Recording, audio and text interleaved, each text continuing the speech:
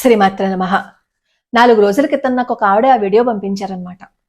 Video పంపించి, హేమగారు, ఇందులో చాలా అభ్యంతరకరమైన మాటలు ఉన్నాయి, దయచేసి వీడియో చేయండి, నాతో ఒకసారి మాట్లాడండి అని చెప్పి అడిగారు.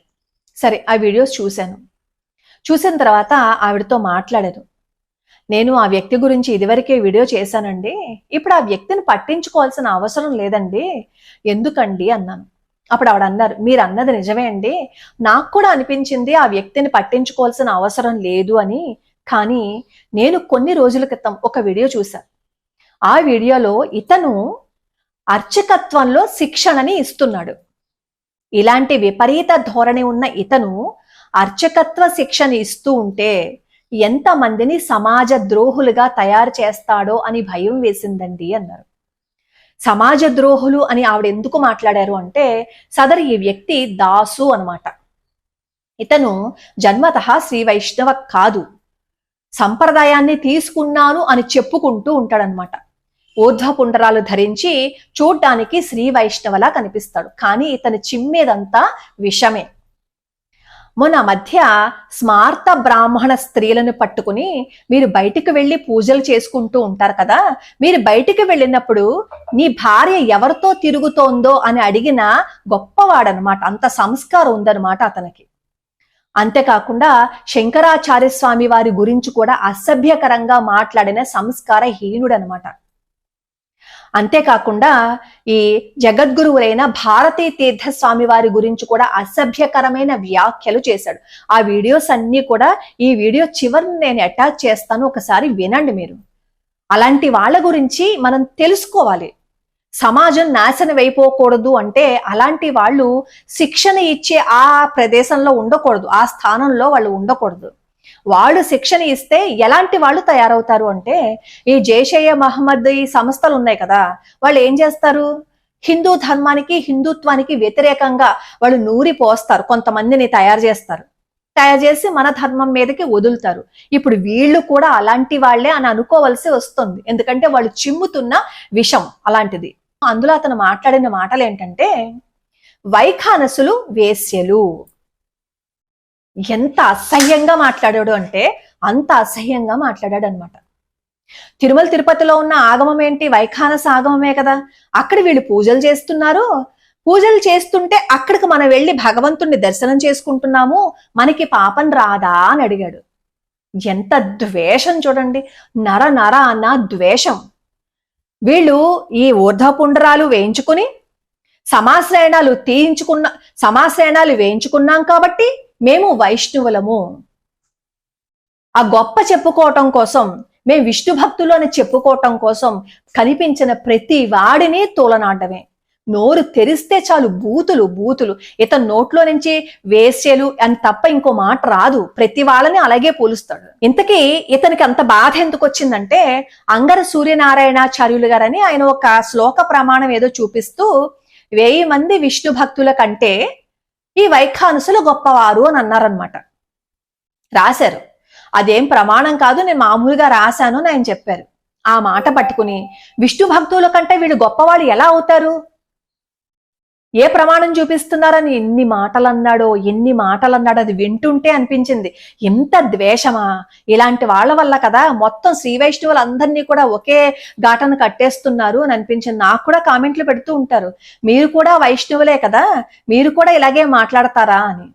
నాకు అది ఆయన శంకరాచార్య స్వామి వారా, విష్ణువా, లేదు అంటే గాణపత్యమా, లేదు అంటే ఇంకోటా కాదు, నేను హిందువుని కాబట్టి నా ధర్మాన్ని కాపాడుకోవాలి అనే తపన మాత్రమే నాకు ఉంటుంది. అందుకే నాకు అన్నీ సమానమే, నేను అందరి గురించి మాట్లాడతాను. అయినా శ్రీ వైష్ణవ అంటే ద్వేషాన్ని నింపుకుంటున్న వాళ్ళు కాదు. నిజంగానే జన్మతః శ్రీ వైష్ణవ అయితే ఇంకొకరి మీద ద్వేషాన్ని వాళ్ళు చూపించరు. ఏదైనా కాస్త చూస్తారు, మాట్లాడతారు, వచ్చేస్తారు, అంతే తప్ప శివుడు అంత మంచివాడు కాదు, శివుడేమో చాలా తక్కువ అని చెప్పి అసలు నింద చేసి మాట్లాడరు వాళ్ళు. కానీ వీళ్ళు ఇంత ద్వేషం ఎందుకు నింపుతున్నారో తెలుసా? మన చరిత్ర చూడండి, కొంతమంది రాజులు మనకే వెన్నుపోటు పొడిచారు ఈ పరాయి వాళ్ళతో చేతులు కలిపి. దానివల్ల మనం ఎంత నష్టపోయామనేది చరిత్ర చూస్తే తెలుస్తుంది. ఏ దేశ భక్తుణ్ణి పట్టుకోవాలి అని అనుకున్నా వాళ్ళకి వెన్నుపోటు పొడిచింది సొంత వాళ్లే. ఇప్పుడు ఇక్కడ వీళ్ళు కూడా చేస్తున్నది అదే. హిందువులు అని చెప్పుకుంటున్నారు, పైగా అందులో మేము వైష్ణవులం, మా జోలుకొస్తే ఊరుకోం, చంపేస్తాం, పీకేస్తాం, నరికేస్తాం. వీళ్ళు చంపేస్తే పీకేస్తే నరికేస్తాం, మరి మిగతా వాళ్ళు చేతులు ముడుచుకుని కూర్చున్నారు. ఎంత మాట్లాడుతున్నారు అంటే ధీమాగా కూర్చుని విషం చిమ్ముతున్నారు. కనీసం సిగ్గనిపించట్లేదా? మనం ఉన్న పరిస్థితులు ఏంటి, మనం ఇప్పుడు ఫేస్ చేస్తున్న పరిస్థితులు ఏంటి, మనం మాట్లాడవలసింది ఇదా అని కనీసం బుర్ర లేదా ఆలోచించడానికి? అసలు సమాశ్రయణం తీసుకోవడం అంటే ఏంటో తెలుసా? సర్వస్వ శరణాగతి చేయటం కదా. రామానుజుల వారికి కూడా ఎన్నో సార్లు పరీక్ష పెట్టి ఆయన గురువు గారు సమాశ్రయణాలు ఇచ్చారు. సమాశ్రయణం తీసుకోవడం అంటే ఏంటి? అందరిలోనూ విష్ణుమూర్తిని చూడడం. అందరిలోనూ విష్ణుమూర్తిని చూసినప్పుడు ఇంకొకళ్ళని మనం ఎలా ద్వేషించగలుగుతాం, ఇంకొకళ్ళని మనం ఎలా తిట్టగలుగుతాం? అలా తిట్టారు అంటే ముసుగు వేసుకుని మేము హిందువులు అని చెప్పుకుంటున్నారనమాట. ఏదో ఒక సంప్రదాయాన్ని తీసుకున్నాము అని చెప్పుకోకపోతే హిందువులుగా చలామణి అవ్వరు కాబట్టి మాది ఈ సంప్రదాయం అని చెప్పి ఇంకొక సంప్రదాయంతో గొడవలు పెడితే కొట్టుకు చేస్తే చూస్తూ కూర్చుందామని. కేరళ 2 ఈ సినిమా రిలీజ్ అవ్వకూడదని ఎంతమంది ప్రయత్నిస్తున్నారో బహుశా మీరు చూసే ఉంటారు కదా. ఆ సినిమా గురించి కొంతమంది కేరళలో ఉన్న వాళ్ళు మేము హిందువులం, గోమాంసం తింటున్నాం అని చెప్తున్నారు. వాళ్ళు బీఫ్ చాలా బాగుంది అంటున్నారు. హిందువులు అసలు గోమాతని అలా తినగలరా, అలా చేయగలరా? కానీ వాళ్ళు ముసుగు వేసుకుని మాట్లాడుతున్నారు. వాళ్ళు హిందువులు కాదు, ముసుగేసుకుని హిందువులని చెప్పుకుంటున్న కొంతమంది పరాయి వాళ్ళు. అది చూస్తుంటే మనకు అది అర్థం అవుతుంది. ఇప్పుడు వైషమ్యాలను రెచ్చగొడుతున్న వాళ్ళు కూడా అంతే. ముసుగు వేసుకుని మేము హిందువులు అని చెప్పుకుంటూ మా సంప్రదాయం జోలుకొస్తే ఊరుకోమని మాట్లాడుతున్న ముసుగు వేసుకున్న ధర్మ ద్రోహులు అన్నమాట వీళ్ళందరూ. లేదంటే అన్ని మాటలు వస్తాయా? ఏంటండి, ఏ మాట మాట్లాడాడో తెలుసా అతను? ఈ కరసేవకులు చనిపోయారు కదా అయోధ్య వివాదం జరిగినప్పుడు, దాని వెనకాల కూడా శృంగేరి పాత్ర ఉందేమో అని అనుమానం వస్తోంది అని అంటున్నాడు. అంటే నోరు ఎలా పడితే అలా మాట్లాడేస్తారా? నాలికి ఏదొస్తే అది మాట్లాడేస్తారా? అలా ఇష్టం వచ్చినట్టు మాట్లాడితే రేపు పొద్దున మాట్లాడడానికి ఆ నాలికి కూడా ఉండదు. ఈ వ్యక్తి గురించే నేను సంవత్సర క్రితం వీడియో చేస్తే ఒక యూట్యూబర్ నా మీద వీడియో చేశారు, విషాన్ని చిమ్ముతూ. ఏదైనా మాట మాట్లాడాము అంటే దాన్ని విషయం పరంగా మాట్లాడరు, వ్యక్తిగతంగా తీసుకువెళ్తారు. విషయం లేని వాళ్ళకే కదా వ్యక్తిగతంగా దాడి చేస్తారు. అలా వ్యక్తిగతంగా 2 ఏళ్లు నా మీద దాడి చేశారు. వాళ్ళు చేయటమే కాదు, వాళ్ళ తొత్తులతో కూడా చేయించారు వీడియోస్. ఇలా ఈ దాసు లాంటి వాళ్ళు ఇలా సమాశ్రయణం తీసుకున్నామని చెప్పుకుంటూ, శ్రీ వైష్ణవ అని చెప్పుకుంటూ ఇలాంటి మాటలు మాట్లాడితే వాళ్ళకి శ్రీ వైష్ణవానికి అసలు సంబంధం లేదు. మీరు జన్మతః శ్రీ వైష్ణవులని దయచేసి ఏమనొద్దు. నేను ఈ మాట ఎందుకు చెప్తున్నాను అంటే ఇలాంటి వాళ్ళ వల్ల వైష్ణవులనే చేదరించుకుంటున్నారు కాబట్టి నేను ఈ రోజు ఈ వీడియో చేయవలసి వస్తుంది. మీ వైష్ణవులందరూ ఇలాగే ఉంటారు, మీరు ఇలాగే చూపిస్తారు అని మాట్లాడుతున్నారు కాబట్టే నేను ఈ వీడియో చేయవలసి వస్తుంది.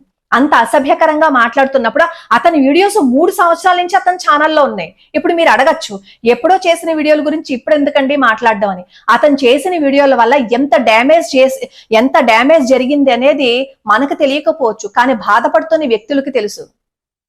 ఎప్పటి నుంచో కదా వీళ్ళు శంకరపీఠాల మీద విషాన్ని చిమ్ముతున్నారు, మేము వైష్ణవులు అని చెప్పుకుని.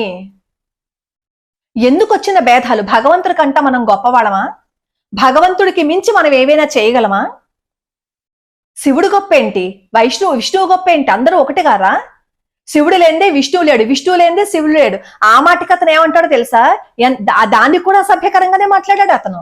అతని ఛానల్ ఓపెన్ చేసి చూడండి ఎంత అసభ్యకరమైన వ్యాఖ్యలు ఉంటాయో. అఫ్ కోర్స్ ఈ వీడియో చూసిన తర్వాత ఆ ఛానల్లో వీడియోస్ ఉండవనుకుంటాను.